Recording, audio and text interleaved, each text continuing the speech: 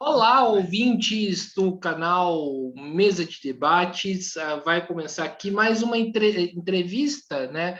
Fazendo aqui os debates importantes aí que precisam ser feitos aí pela esquerda, pela classe trabalhadora, para a gente enfrentar esse momento tão difícil aí que nós estamos vivendo. E aí eu acredito que este é um dos principais objetivos aí do nosso canal, né, que vocês acompanham.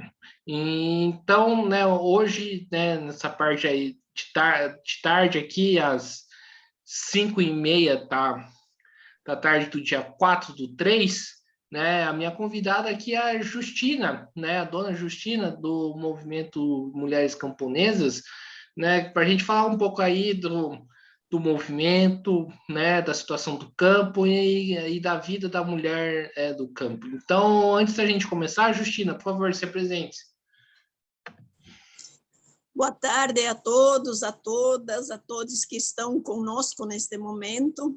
Agradecer este convite. É sempre importante termos espaços para que possamos divulgar a vida das mulheres camponesas, da classe trabalhadora, enfim. Eu sou Justina, então, Justina Cima. Eu sou camponesa, sempre fui. Temos uma produção orgânica, diversificada de alimentos, e faço parte do movimento de mulheres camponesas desde o seu surgimento, que foi na década de 80, em 83, mais propriamente aqui em Santa Catarina, como movimento de mulheres agricultoras, e depois, em 2004, nacionalmente, se colocou como movimento de mulheres camponesas. Então, a minha formação é pedagoga, sempre atuei como uma educadora popular, no meio das lutas, da organização. Não foi para a escola que eu me preparei, mas sim para toda essa educação popular junto às mulheres, os movimentos sociais do campo. Beleza, maravilha. Queria que você falasse um pouquinho mais, né, de como surgiu o movimento. Você falou aí um pouco, queria que você aprofundasse um pouco mais, dona Justina. Então, eu acho que, assim, os mais antigos lembram, os mais jovens que estudam história também viajam pelos livros e encontram que o período de 64 até os anos 80 foi um período de ditadura e de muita luta popular para avançar nos direitos, né? E no campo se vivia um intenso êxodo rural, endividamento nos bancos, e as mulheres estavam junto com os seus companheiros e tudo mais, mas elas não podiam votar, não podiam ser sócias do sindicato. Era uma situação de muita desvantagem. Então, elas viviam a vida com a discriminação por ser mulher, também de exploração enquanto classe, e ali, somado a todo o movimento que havia na época das comunidades eclesiais de base, dentro da teologia da libertação, na Igreja Católica, na Igreja Luterana, então surge esse debate da participação das mulheres, do direito das mulheres, do enfrentamento e da opressão, da exploração, né, da discriminação. E em 83, mais propriamente, então, surge a primeira célula do movimento de mulheres agricultoras. No início foi Organização de Mulheres Agricultoras, depois foi Movimento de Mulheres Agricultoras, e a pauta que se colocou foi muito forte, a questão dos direitos previdenciários, que a mulher do campo não existia, não tinha nenhum direito de salário maternidade, de aposentadoria, de auxílio-doença, não existia nada disso. Então, uma pauta forte que veio foi isso. A outra parte que se colocou foi essa questão da saúde, né, e das dificuldades enfrentadas. Então, o movimento se colocou sempre na linha de frente da luta pela construção do Sistema Único de Saúde, pela viabilização, pela implementação, e também fazia parte essa questão da participação política da mulher na sociedade, no direito de ser sócia do sindicato, de fazer parte da direção, de votar e ser votada, de ter voz nas assembleias. E somado também a essas questões, vinha junto essa questão da terra, do endividamento das famílias, da busca, né, o tempo todo de ter um pedaço de terra e de ter políticas públicas que garantissem dignidade no campo. Então, desde o seu surgimento, o movimento caminhou muito por esse caminho. Em 2004, né, ele se consolidou, então, nacionalmente, como movimento de mulheres camponesas, porque a compreensão de que camponesas são todas aquelas que produzem alimentos de forma diversificada. E, então, se trata a partir daí do movimento de mulheres camponesas e seguimos com as pautas de luta, de reivindicação, e foi aprofundado muito essa questão da violência contra as mulheres, né, do projeto de agricultura camponesa, agroecológica. Avançamos no sentido de entender a agroecologia como um modo de vida, um projeto de sociedade, não ser só agroecologia para nós não é somente plantar sem venenos, né? Então, é um pouco nesse sentido que o movimento caminha. Nós, enquanto movimento feminista, camponês e popular, nós, ao longo da nossa trajetória, fizemos sempre um esforço para articular a luta com os demais movimentos feministas e também com os movimentos populares e sindical da classe trabalhadora. Então, um pouco isso, assim, num breve relato, né? Nessa história aí que você contou aí do surgimento do movimento, né? Como que se dá o protagonismo da mulher nas lutas do campo? Eu acho que você, com essa pergunta, toca num ponto muito importante. Assim. Primeiro, dizer que, se a gente for estudar a história da humanidade, as mulheres sempre estiveram presentes em todas as lutas de resistência, de busca de direitos e por ali. Neste período da história, as mulheres continuam se colocando, né, nas lutas, e às vezes esse protagonismo que você fala, ele não tem tanta visibilidade como deveria ter. Então, a cultura, às vezes, patriarcal, machista, e vejam bem, quando eu falo aqui da cultura patriarcal e machista, eu não estou me referindo somente aos homens, estou me referindo a uma cultura existente na sociedade que coloca no campo, por exemplo, o homem como chefe de família e as mulheres e os seus filhos e tudo mais como eles são os chefes, né? Então, o protagonismo das mulheres ele é muito grande no sentido do cuidado, da produção diversificada de alimentos, de toda a construção das nossas comunidades no campo e tudo mais, e se colocam com um protagonismo maior quando, por exemplo, as que conseguem se envolver e se organizar no movimento de mulheres camponesas, as que conseguem se inserir nos sindicatos, nos demais movimentos do campo e por ali. Então, assim, o protagonismo da mulher ele continua sendo buscado, ele continua sendo uma necessidade de ser discutida.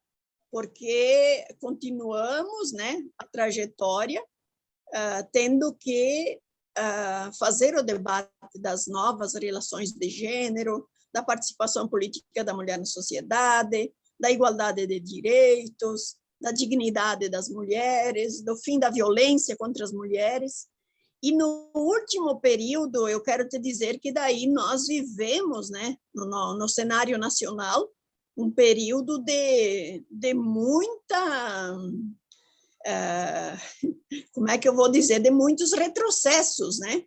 E a questão das mulheres, ela voltou com muita força ao ataque ao direito ao corpo da mulher, à igualdade, à participação, e então nos remete à continuidade da organização, da mobilização, das lutas e por aí.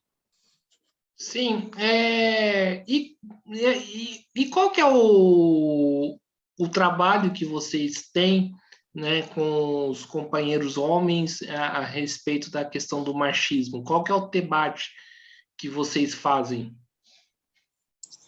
Então, nós aprendemos na nossa caminhada que os grandes só são grandes porque nós estamos de joelhos, né? A outra ditado popular que eu quero trazer aqui é que quem vai libertar os oprimidos, na nossa linguagem, serão os próprios oprimidos quando tomarem consciência, né, de que são oprimidos. No caso das mulheres que vivem a discriminação, a opressão, o preconceito e por aí, o primeiro passo sempre é trabalhar com as mulheres, porque há uma necessidade que elas percebam isso.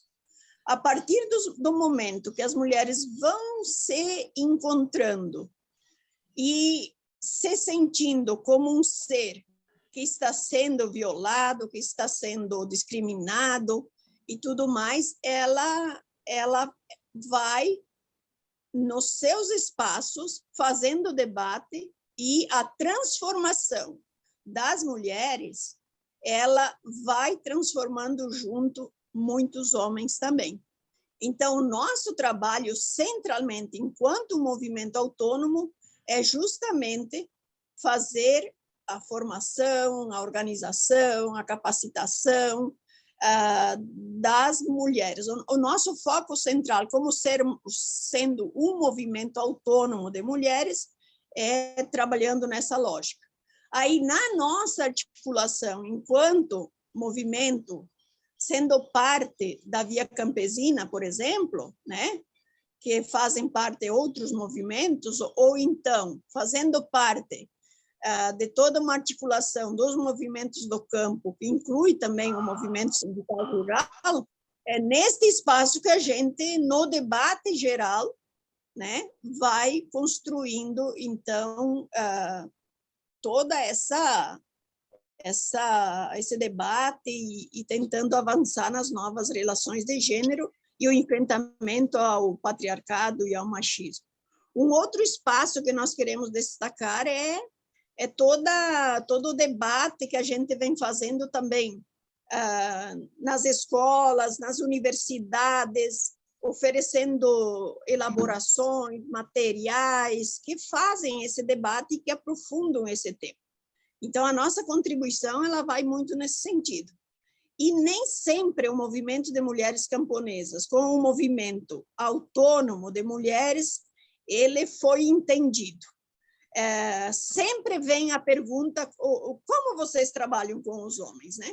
E aí nós queremos dizer, não, nós trabalhamos centralmente com as mulheres e capacitando, dando força, dando elementos, organizando, criando coletivamente condições de enfrentamento à cultura patriarcal e machista. Então, é um pouco neste sentido, né? Sim, dona Justina, você falou que aí que vocês têm uma produção orgânica, né? A gente sabe, né, que o Brasil passa de novo aí pelo problema da fome, né? Qual que é o trabalho aí que vocês fazem a respeito disso com a população, né? E qual que é a importância, né, de produções como a de vocês, aí nesse momento aí de crise tão difícil que atinge milhares de trabalhadores e trabalhadoras? Então, eu acho que é um tema bem importante que você traz, mas a leitura que nós fazemos, e precisamos dialogar com a sociedade também, é de dizer que no último período todos os programas e estruturas de governo que estavam em andamento para criar condições da produção diversificada e saudável de enfrentamento à fome, elas foram ignoradas e destruídas pelo atual governo. Então, nós queremos sempre fazer esse debate, né? Porque senão a gente dá a responsabilidade ainda aquele grupo pequeno, né? Aqueles que tiveram menos oportunidade na vida, né? Então, deixar claro isso. Segundo, nós no movimento de mulheres camponesas, desde o início, né? Ele tem uma caminhada de praticamente 40 anos, né? Então, desde o início, sempre foi incentivado essa questão da produção diversificada, das sementes crioulas, das plantas medicinais, e muita preocupação com a produção e o abastecimento nos territórios, né? A questão. Então, se as nossas famílias produzem isso e o suficiente e podem oferecer a nível local, já é uma grande contribuição para o enfrentamento à fome, né? Então, nesse sentido, o movimento tem trabalhado isso, a importância da agricultura familiar, camponesa, a importância da agroecologia, a organização dos agricultores, agricultoras, os camponeses, camponesas, no sentido de terem formas de comercialização também, e nesse sentido. Então, há todo esse lado de entender a importância da produção de alimentos. Por outro lado, nós, no último período, apesar da pandemia, né, que nos isolou, nós intensificamos virtualmente a formação, a capacitação, a motivação para essa produção diversificada e fomos forçadas, juntamente com as demais organizações, de fazermos grandes lutas. Então, por exemplo, assim, teve o auxílio emergencial. Nós, camponeses, agricultores, fomos excluídos do auxílio emergencial porque o presidente Bolsonaro vetou para esse setor. Fizemos a luta da aprovação de um projeto de lei voltado à produção de alimentos saudáveis. Foi aprovado na Câmara, no Senado, e ele foi vetado pelo presidente. Em 2020, fizemos toda essa caminhada. Em 2021, retomamos, sentindo que a fome avançava no campo e na cidade, e reapresentamos o projeto, que o nome do projeto é a Lei Assis Carvalho, e foi um ano de muita luta, de muita mobilização, e conseguimos, mais uma vez, derrubar os vetos, e até o momento seguimos em luta pela regulamentação do PL, né? E, infelizmente, o governo Bolsonaro não regulamentou e ele continua sem a execução, e nós ficamos muito à mercê. E aí nós queremos destacar também a dificuldade da compreensão dos governos locais e também do governo federal, nesse sentido de apostar nesta agricultura, né, orgânica, na agroecologia, na produção diversificada e saudável, no incentivo e valorização das sementes crioulas. Então, para falar do que fazemos, é preciso ter um pouco esse olhar, né, das dificuldades que estão sendo apresentadas na estrutura governamental deste país.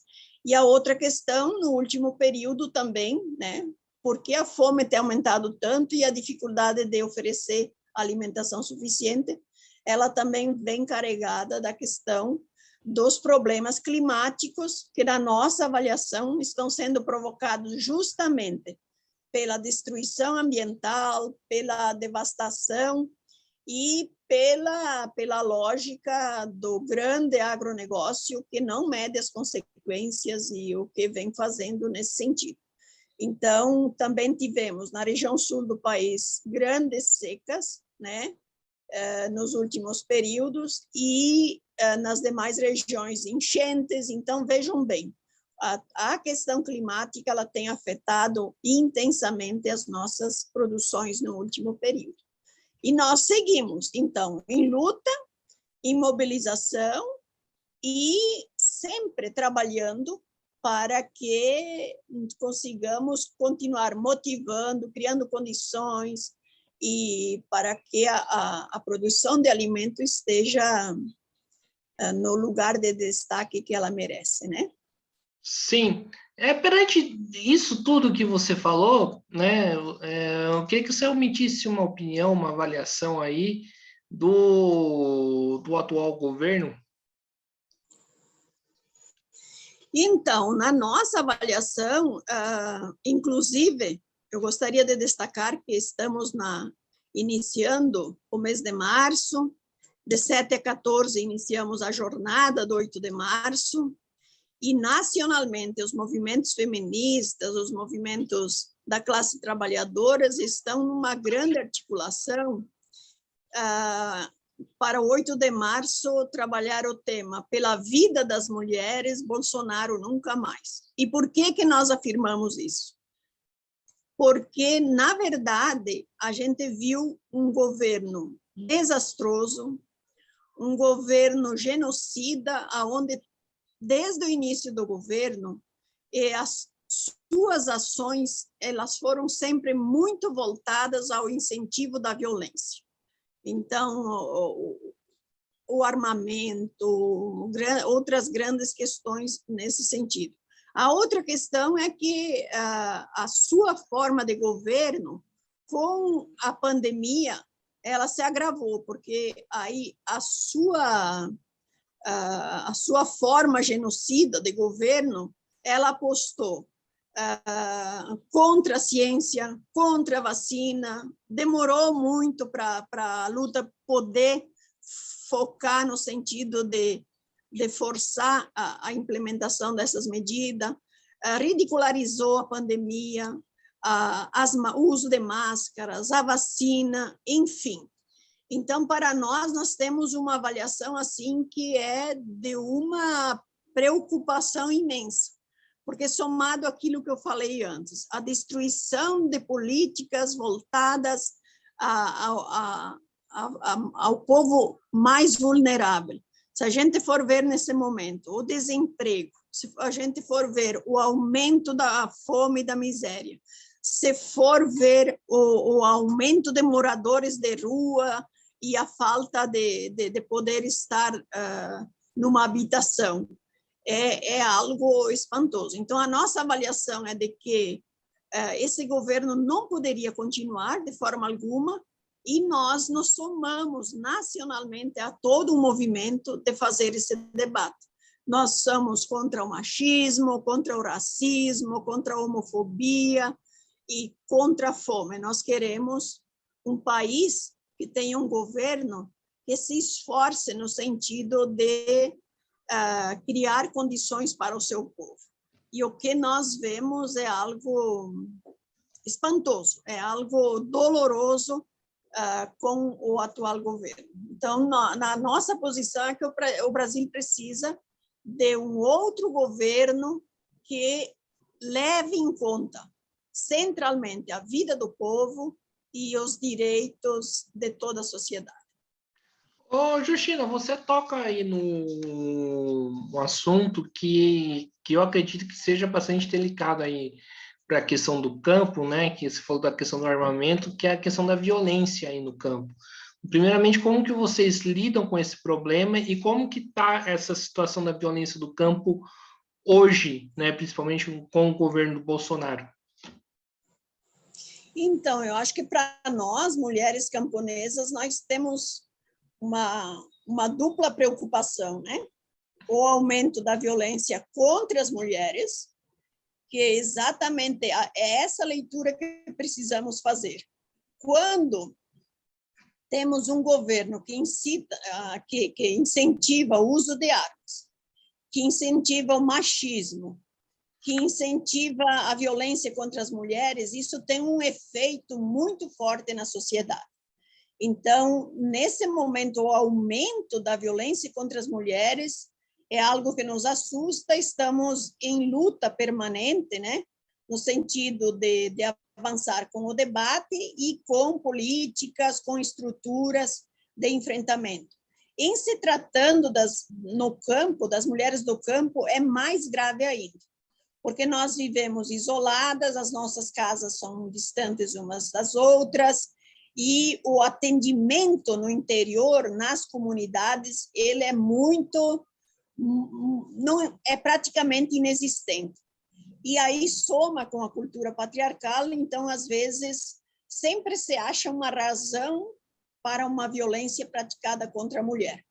Então, temos essa forma de violência, e a violência no campo também é algo assustador em nosso país. Se formos ver os dados que estão sendo levantados no último período, é algo espantoso. E aí nós temos outras violências, como é o caso assim, da liberação dos venenos no último período.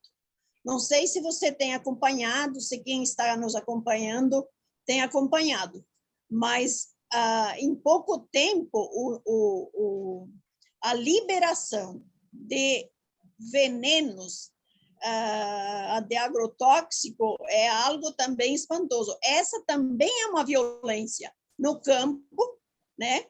Porque não há um estudo, um debate sobre cada veneno liberado e quem usa não tem acesso às informações. Então, vem o pacote, precisa, senão a lagarta destrói, senão a terra não produz. Então, apostam na ignorância da população e, com isso, os frutos colhidos são também dolorosos. Então, essa violência do pacote, do veneno, ela é uma violência muito forte também contra a vida no campo. E eu queria te dizer que tira também toda a possibilidade do avanço de uma produção orgânica e da agroecologia, porque o veneno ele não fica dentro da caixinha, o veneno é pulverizado, então ele atinge as demais, quem tenta produzir orgânico, ele atinge a questão das nossas águas, das nossas nascentes, o alimento que é oferecido à população contém agrotóxico, e aí vem toda a violência do número de doenças que estão se instalando, né? E o avanço de câncer e de outras doenças mais, né?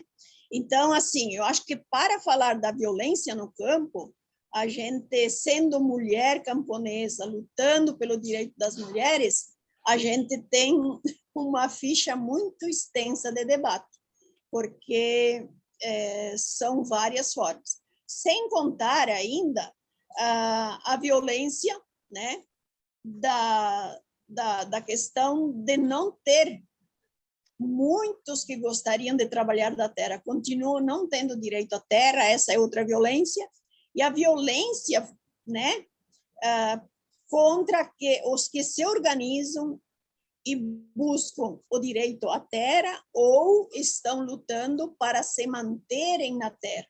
Quando a gente vê o agronegócio avançando, os grileiros, né? E por aí, os povos que estão nos locais, centralmente os povos indígenas, os quilombolas, os que estão mais nesses espaços, né? Acabam sofrendo toda uma outra violência muito forte. Certo. Essa questão aí dos agrotóxicos, né? Eu queria que você falasse aí para o ouvinte quem está por trás, né, dessa política do governo de liberar os agrotóxicos, né? Na verdade, você sabe que quem vende os insumos, os agrotóxicos, os herbicidas, quem vende os remédios são as grandes transnacionais, as grandes empresas. Então, nós poderíamos dizer que por trás disso estão os grandes grupos econômicos que tratam dessas questões e também, né, nós sabemos que, por exemplo, o agronegócio, ele só pensa no lucro e ele não pensa na questão da dignidade do ser humano. Então, por trás disso, continua sendo o latifúndio, o grande agronegócio, as grandes empresas transnacionais que lucram com a venda de remédios, de medicamentos, de insumos, enfim, é um pouco esse sistema perverso que está articulado pelo grande capital. E aí, quando você tem os governos que estão em sintonia com esse rumo, né? Então, nós temos a estrutura de governo e temos toda essa estrutura do capital por trás, né? Sim. Ô, Justina, vamos agora falar aí um pouco de reforma agrária, né? Como que como que você enxerga essa pauta hoje no país, né, primeiramente? Na verdade, no último período, só houve retrocessos. Então, o abandono dos acampamentos, o abandono das políticas públicas para os assentamentos, e, enfim, é algo que estagnou nesse sentido.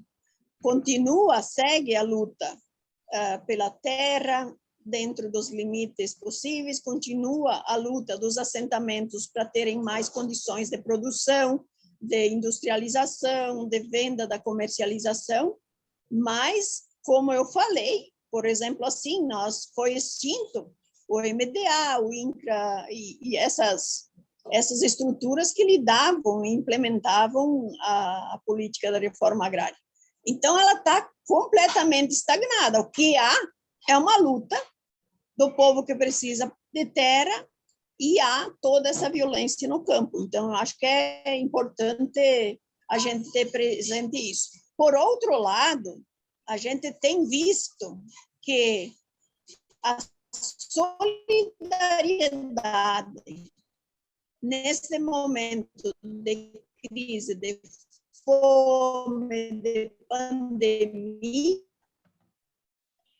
ela veio muito da luta das mulheres, famílias assentadas, sido assim provado que a produção de alimentos neste país, com quem teve acesso à terra, é algo muito significativo e grandioso nesse sentido.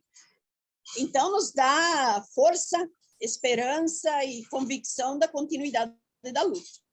É por isso que nós adotamos agora, no 8 de março, Bolsonaro nunca mais, ou bolsonarismo nunca mais, porque precisamos retomar no país, né, uma lógica de que a terra esteja na mão de quem trabalha, de que tenha políticas públicas para o campo, que tenha subsídios para a produção de alimentos saudáveis, para a agroecologia, que tenha toda uma estrutura, né, como era o PENAI e o PAA, né, que eram exatamente os programas de aquisição de alimentos para poder fazer a distribuição melhor. É preciso retomar tudo isso com muita força, com muita intensidade, e a reforma agrária faz parte de toda essa luta da agricultura familiar e camponesa.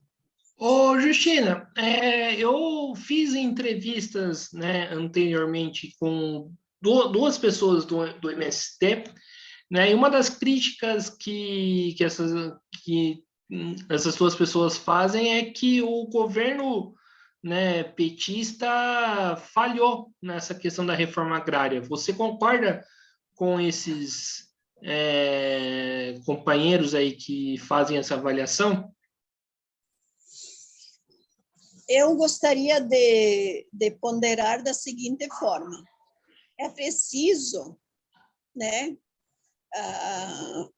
que os governos de esquerda avancem em políticas estruturantes. E a reforma agrária é uma das políticas estruturantes. E nós sabemos que as políticas estruturais, elas precisam não só de um presidente, do executivo, de uma presidenta, de um executivo.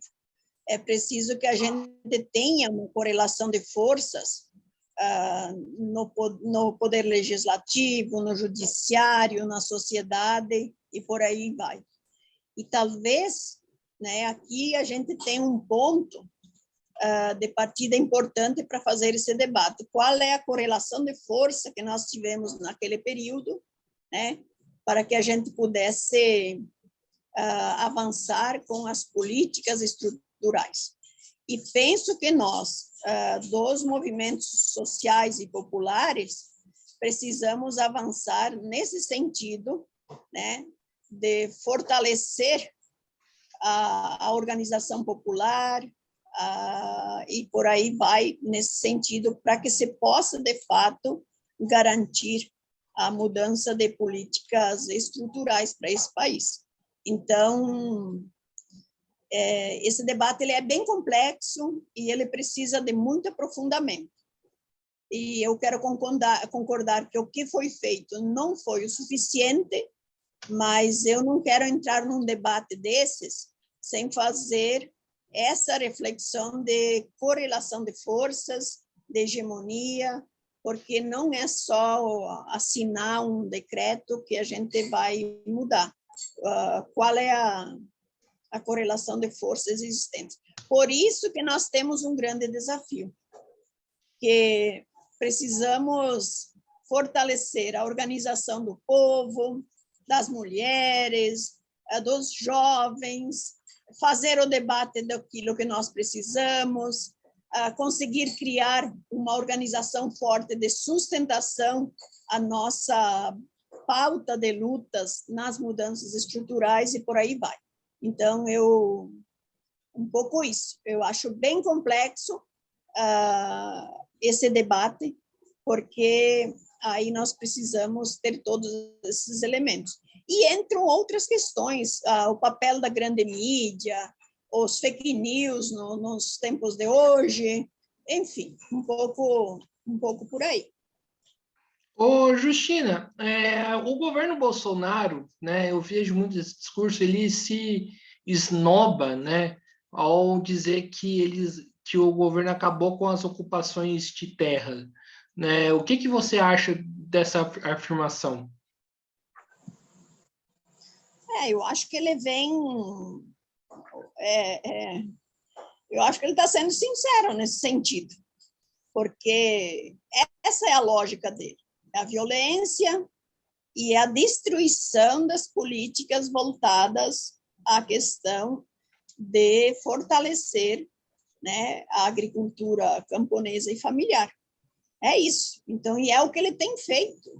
Então, por que ele esnoba? Porque ele é um governo genocida, porque ele é um governo articulado ao grande capital, porque ele é um governo que está focado na questão do grande agronegócio. Então, é um pouco isso. Então, e como ele não tem nenhuma empatia com os seres humanos que estão em sofrimento, então ele esnoba. Então, ele não sente a dor do outro. Ele é isso. Então, quando falamos num governo genocida, é isso que nós estamos dizendo. Então, ele esnoba em cima da miséria que ele provoca, da dor, da violência, da morte, como foi o caso da morte com a pandemia. Então, é isso. Então, por isso que nós, né, afirmamos com todas as letras que ele é um governo genocida. E o que assusta é o avanço, né, do bolsonarismo, e nós aqui no sul do país temos uma grande luta no sentido de fazer o debate e fazer com que a nossa população entenda que a nossa preocupação é justamente por dignidade humana, por direitos, pela vida, pelo amor, enfim, pelo bom, pelo belo, pelo justo e por aí vai. Então, é um desafio que nós temos, né? Como que nós vamos conquistar as pessoas para a nossa proposta? Como vamos fazer que essa forma bolsonarista de governar, ela destrói a vida, as relações humanas, que é o discurso da família, ele está destruindo muitas famílias pela fome, pela miséria, pela violência. Então, é um pouco nesse sentido, né? E eu, Justina, queria que você falasse um pouco mais, né, como que está sendo aí sobreviver no campo, né, e nessa pandemia, né? E quais estão sendo as dificuldades, né? Como tem sido a organização? Então, eu acho que nós estamos num momento, sabe, que quando aconteceu o golpe, Opa. o Temer, e que foram apresentada toda aquela pauta da reforma trabalhista, da reforma previdenciária, da lei de contenção de gastos, né? E por aí vai. Nós alertamos a sociedade, mobilizamos, tentamos mostrar que aquelas medidas trariam consequências graves para a classe trabalhadora, para a população rural e urbana. Neste momento, com a pandemia, fica evidente o sofrimento no campo de forma muito forte. Você não imagina o quanto. Primeiro, o SUS ele está sendo sucateado, justamente porque lá atrás, né, se fez a lei de contenção de gastos, se cortou os recursos para as políticas sociais e, centralmente, uma delas é a saúde. Então, nesse momento, nós estamos enfrentando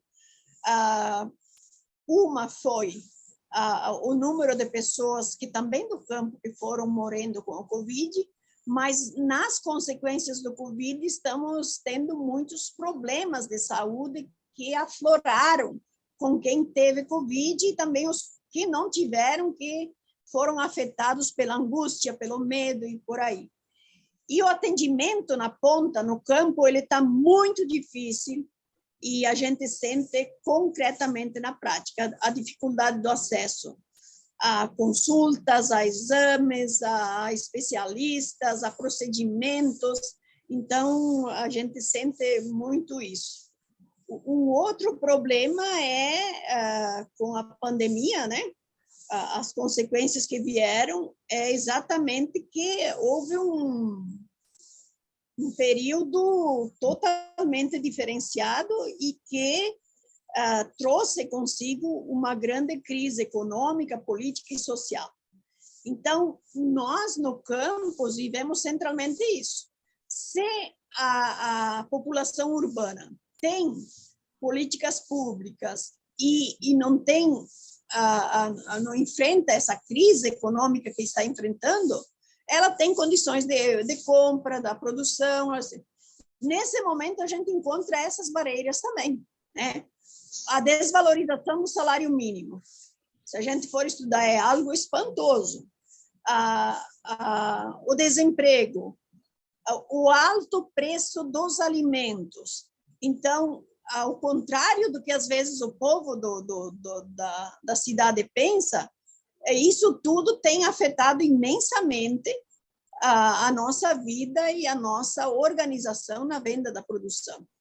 Então, é um debate bem complexo nesse momento, mas são inúmeros os problemas. A falta de crédito, a falta de políticas públicas, enfim, um pouco nesse sentido.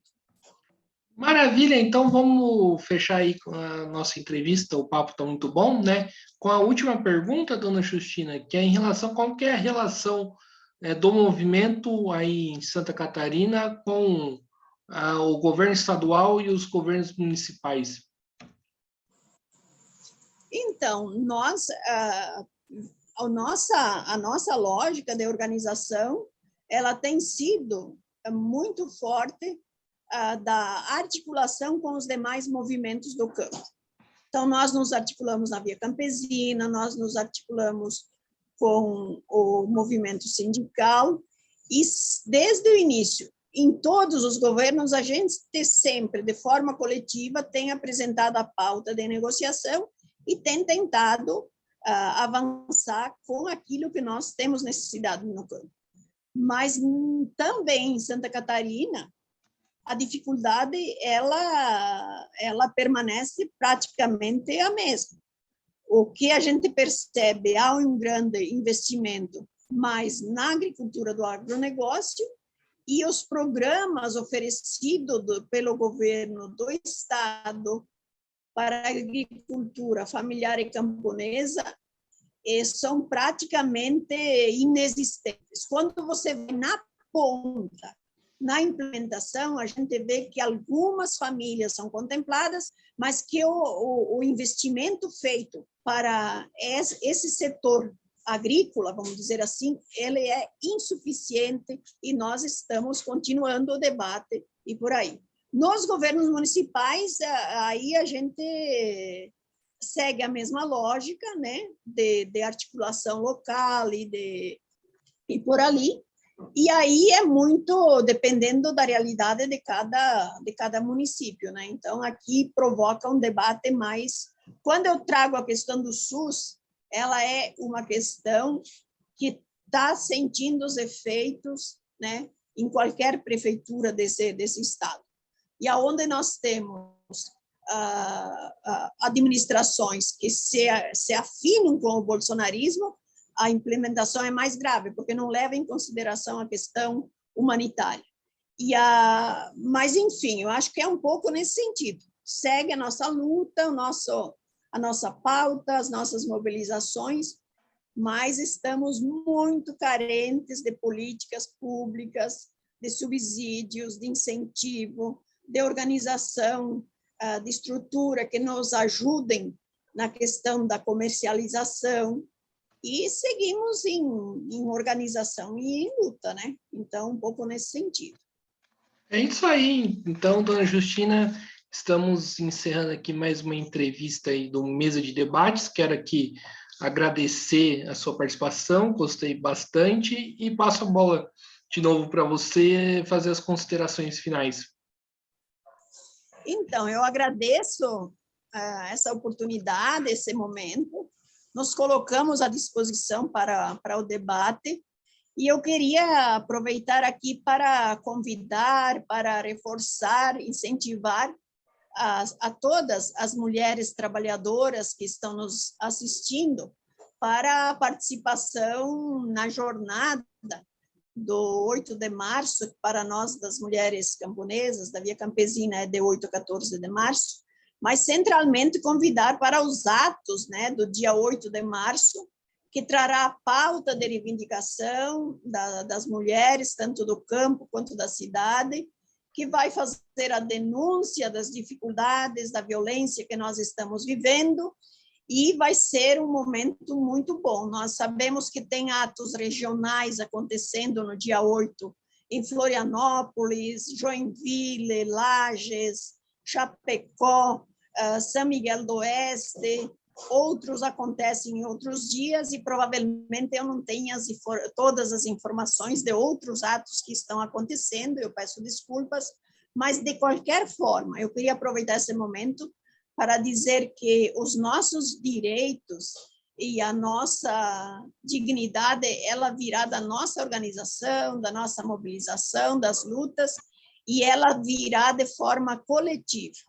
Individualmente seremos massacradas. Então, convidamos, reforçamos para que as companheiras do campo e da cidade participem das mobilizações, se manifestem nas redes sociais, façam as suas denúncias e vamos nos somar. Então, um grande abraço a todas, a todos, a todos, e dizer que nós, enquanto um movimento popular, feminista, camponês, estamos fazendo uma pequena parte na sociedade para tentar construir um outro projeto de vida e de sociedade que traga dignidade humana e dê continuidade da existência do nosso planeta. Um grande abraço, então. Maravilha, dona Justina. Onde que vai acontecer a manifestação do 8 de março aí em Santa Catarina? Então, nós sabemos que acontece em Florianópolis, Joinville, Lages, Chapecó. Não. Desculpa interromper. Eu digo o local da manifestação em Santa Catarina, em Florianópolis. Aonde que vai ser? Eu vou ficar devendo, porque como eu moro bem no oeste do estado e nós regionalizamos os atos, aí eu vou ficar devendo essa informação, então. Sim, e a manifestação aí da Via Campesina, né, que você falou, essa jornada, você tem o calendário direitinho do que vai acontecer em cada dia? Nós nos somamos a todas as demais mobilizações existentes, e aí tem em todos os municípios a entrega de pauta e na Câmara de Vereadores para enfrentar a moção, para enfrentar a situação e tudo mais, mas será um pouco nesse sentido. Cada município está planejando, pensando, né, e encaminhando. Tá um movimento muito bonito, assim, de muitas mãos. Certo. Então, acho que é isso aí, né? Mais uma vez, agradecendo a dona Justina, agradecendo a você que nos acompanhou aqui até este momento. Peço aí que se inscrevam no canal Podcast Mesa de Debates de Tudo Um Pouco. Compartilhe esse vídeo, né? Curta a nossa página do Facebook, Podcast Mesa de Debates de Tudo Um Pouco. Comentem aí na entrevista da dona Justina. Além de curtir, né? Curta a nossa e segue a gente no Instagram, né? Da página do Mesa de Debates. Então é isso aí, pessoal. Por enquanto é só e fique atento aí à nossa programação, que teremos bastante coisa interessante vindo por aí. Então um abraço a todos e até a próxima. Fui.